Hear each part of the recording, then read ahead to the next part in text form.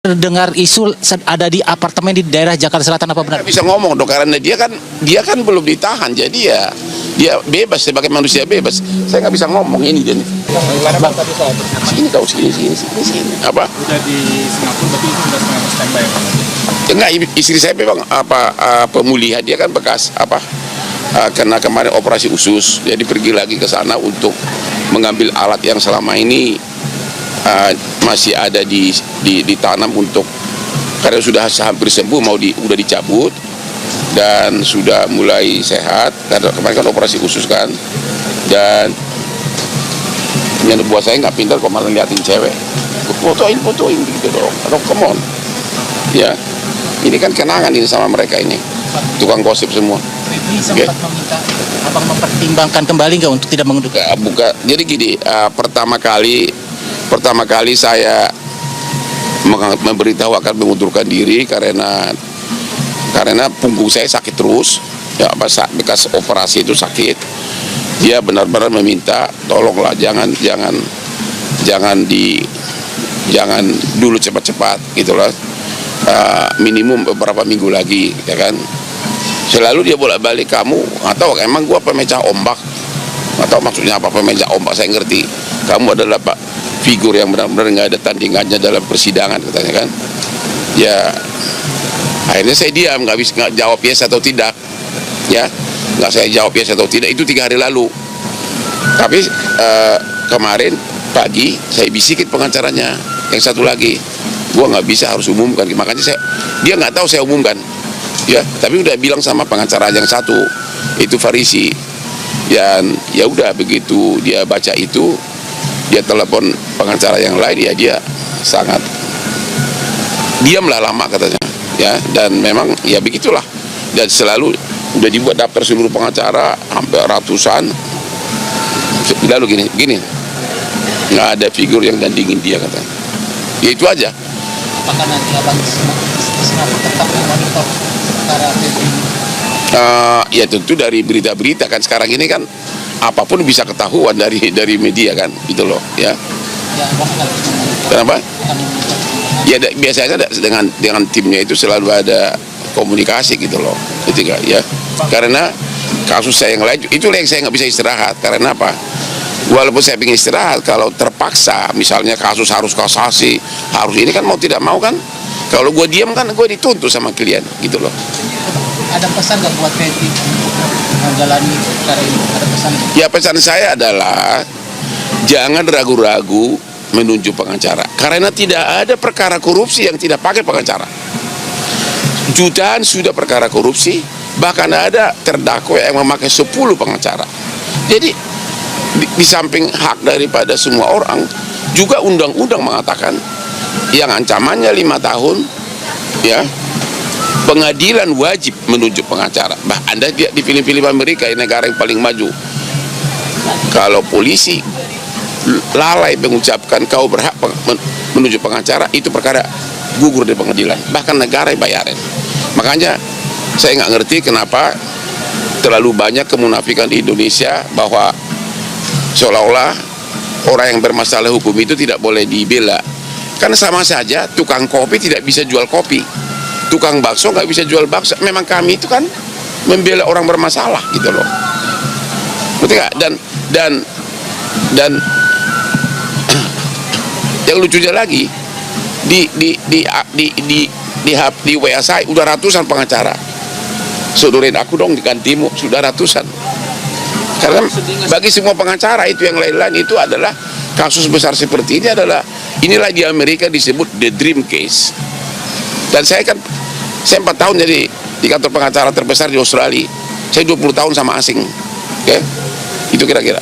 Abang sedih nggak sih Bang sempat membela yang bisnis itu, dihujat banyak orang, sedih nggak sih Abang?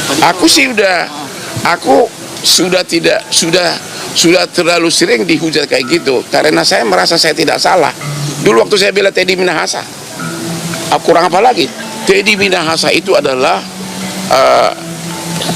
calon jenderal polisi yang saya bela karena narkoba, bukan karena saya terima honor, karena dia waktu itu kan Demi menjaga kesehatan dan kenyamanan bersama, dilarang keras merokok di seluruh area terminal bandara. Merokok hanya diperbolehkan di area merokok yang telah disediakan. Terima kasih. Your attention. Kok kau dari pantat sih gitu? Ini akiunya ada nih. Dari situ dong, gitu. Pintar kamu kan. Percuma sarjana hukum. Jadi gini. Abang sempat kena mental nggak sih bang? Enggak, gua nggak kena mental. Enggak. Waktu Teddy Minahasa saya dihujat juga. Padahal saya membela Brigjen atau Dirjen Teddy Minahasa karena apa? Lu tahu karena apa? Dugaan pakai penjual narkoba. Awas. Kasusnya narkoba, tapi waktu dia sebagai di Paminal di Propam Mabes Polri, dia membantu ratusan pencari keadilan di Kopi Joni yang 60% kasusnya adalah terkait di kepolisian. Setiap dia saya WA, oh ini tiba-tiba ditahan padahal nggak ada dasar, oh ini belum jadi tersangka padahal sudah, dia langsung chat WA Kapolresnya atau Kapoldanya hitungan jam.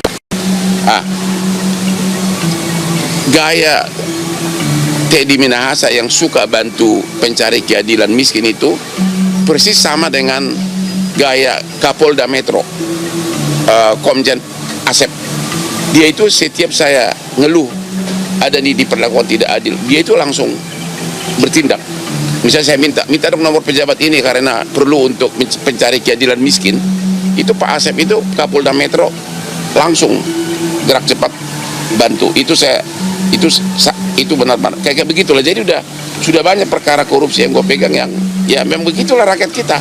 Tapi yang mengejutkan adalah abang kemarin memutuskan untuk mengundurkan diri. Apa yang menyebabkan abang akhirnya memutuskan untuk mengundurkan diri sebagai pengacara ex-Jampitsus? Kenapa? Gue mau lihat, boleh nggak boleh lihat punggung gue? Hah? Gimana bang? Boleh nggak? Hah? Ini? Iya bang. Nah. Itu sarafnya itu, ya. Jadi gini, itu dulu kan Juni-Juli itu saya parah banget saraf kejepit. Jadi saya bolak-balik, saya takut opname. Sudah ke Singapura, pulang lagi saya karena opname itu kan bius total, ya. Terus akhirnya tanggal 9 Juli saya akhirnya operasi, ya, operasi di Mount Elizabeth dan sudah selesai. Yang saya takutkan itu adalah takut lumpuh karena ada beberapa kasus habis dibius dan juga ini kan saraf. Kalau ini salah kena semua, gitu loh. Makanya ini kejepit di sini kan langsung sakit terus di sini. Ya, saya cuek karena terlalu banyak dikasih painkiller, jadi nggak merasa sakit gitu loh. Jadi harusnya saya disuruh 4 malam nginap. Malam ketiga saya kabur ke Hotel Hilton di Singapura. Nggak bosan di kamar.